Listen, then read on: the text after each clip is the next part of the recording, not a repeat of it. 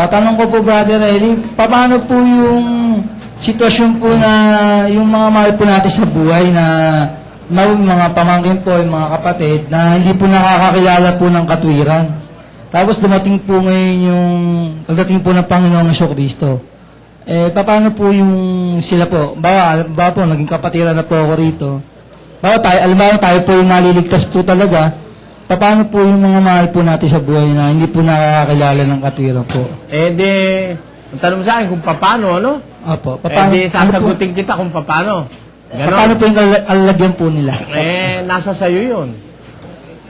Paano nasa sa akin po? Pakinggan mo sa unang Korinto 9:20. Unang Korinto 9:20. Ito po nakasulat. At sa mga Hudyo, ako'y nag-aring tulad sa Hudyo, upang mahikayat ko ang mga Hudyo.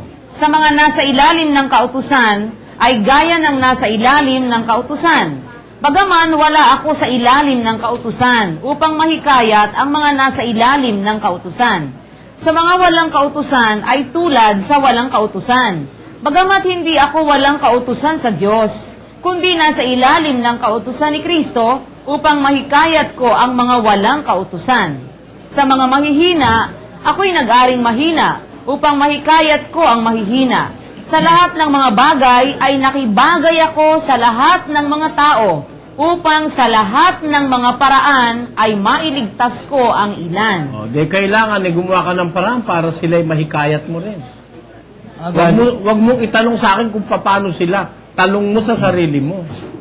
Kung halimbawa, ikaw ay Kristiyanong nakaliwanag ng katwiran, obligasyon mo na yung pangunahin mahal mo sa buhay ay madala mo sa Diyos.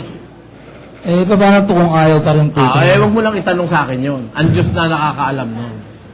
Diba? Hindi mo pwedeng hatulan yun